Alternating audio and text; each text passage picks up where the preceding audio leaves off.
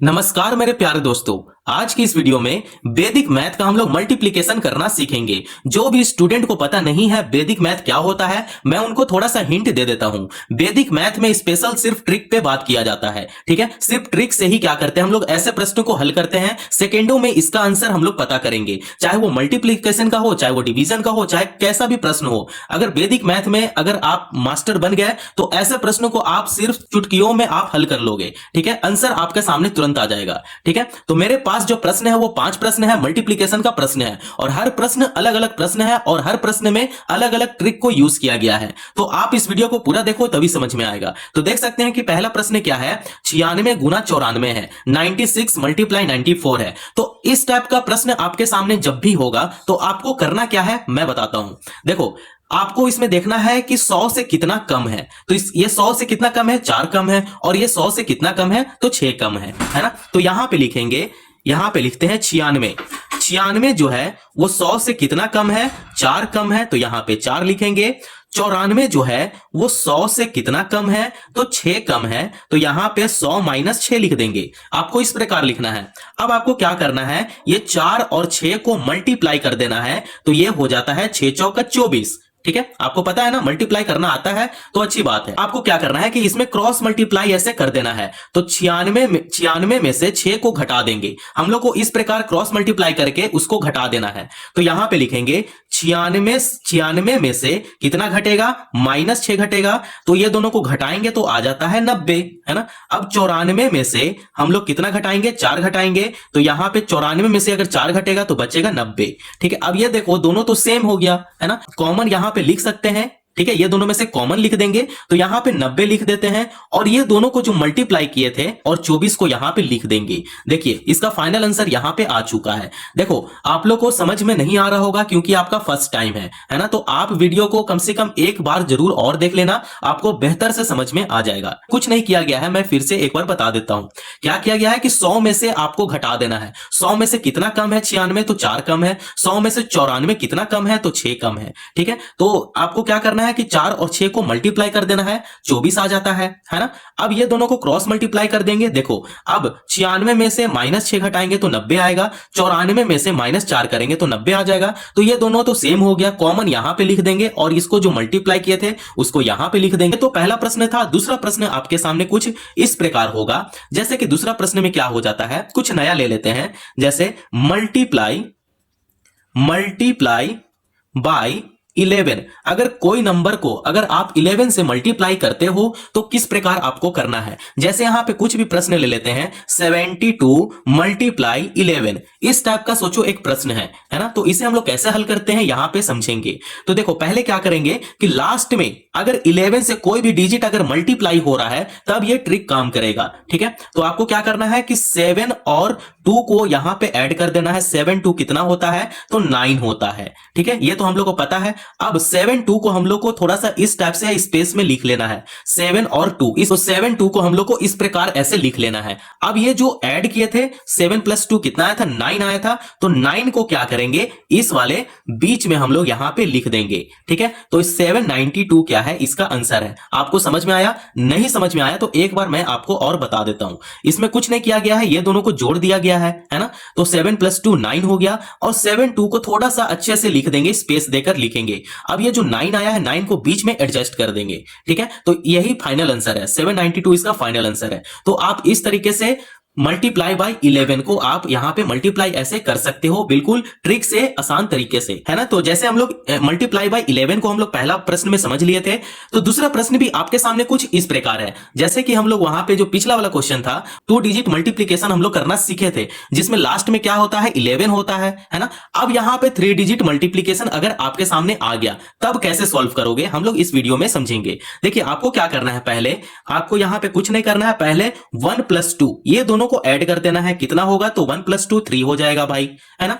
अब 2 + 3 कर देंगे यहां पे, तो 2 + 3 करेंगे तो 3 + 2 कितना होता है, 5 होता है। कोई दिक्कत है? नहीं है, आगे बढ़ते हैं। अब 1 और 3 को क्या करेंगे, थोड़ा सा स्पेस में लिखेंगे, ठीक है। 1 और 3 को इस प्रकार लिख लेंगे, ठीक है। अब ये जो यहां पे ऐड करने के बाद 3 और 5 आया था, तो हम लोग इसे 3 और 5 ठीक है, मिडिल में हम लोग ऐसे लिख लेंगे और इसी का फाइनल आंसर यही है। ठीक है, 1353 और ये हम लोग का फाइनल आंसर है। तो आप इस प्रकार से चुटकियों में आप आंसर निकाल सकते हो। ठीक है, अगर आपका प्रैक्टिस अच्छा से हो गया ना तो आप सिर्फ ऐसे प्रश्न को 5 सेकंड का अंदर ही आप आंसर निकाल लोगे। ठीक है, तो आई होप आप लोग को दूसरा प्रश्न समझ में आ गया। तो आइए तीसरा प्रश्न भी हम लोग हल करना सीखेंगे। तो तीसरा प्रश्न आपके सामने कुछ इस प्रकार ले लेते हैं, जैसे 35 मल्टीप्लाई 65। देखो इस टाइप का जब भी आपके सामने प्रश्न हो और लास्ट में जो डिजिट है वो 5 है ना, तो लास्ट में जब भी ऐसा 5 होता है आपके सामने तो ऐसे ट्रिक का आप यूज करो। ठीक है, तो यहां पे देखो करना आपको कुछ नहीं है, पहले 3 और 6 को क्या करेंगे, इसको और इसको दोनों को मल्टीप्लाई करेंगे। तो 3 और 6 दोनों को मल्टीप्लाई करते हैं तो 3 छक 18, तो यहां पे 18 लिख लेंगे। अब आपको क्या करना है, 5 और 5 ये दोनों में अब मल्टीप्लाई कर देना है। तो 5 गुना 5 करेंगे तब ये हो जाएगा 5 पच्चे 25। तो देखो इसको अब एक साथ लिख लेंगे और यही हमारा क्या हो जाएगा, आंसर बन जाएगा। ठीक है, तो यहां पे लिखेंगे 18 और यहां पे लिखेंगे 25।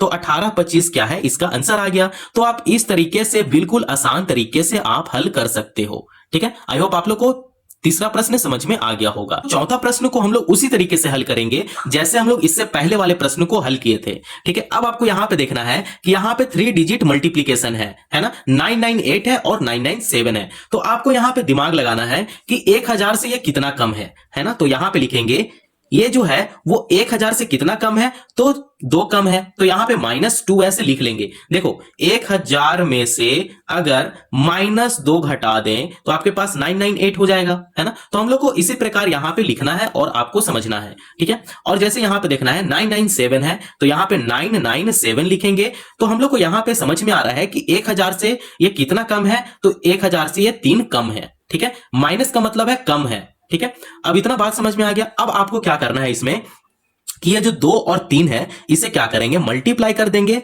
तो ये हो जाएगा 3 दूना 6 आ गया 6। इतना बात समझ में आ गया। अब आपको क्या करना है कि इसे क्रॉस मल्टीप्लाई ऐसे कर देना है। ठीक है, तो क्रॉस मल्टीप्लाई करने के बाद आपको यहां पे क्या करना है, देखो यहां पे 998 में से अगर ये -3 कर दें तो आपके पास आएगा 995 आएगा।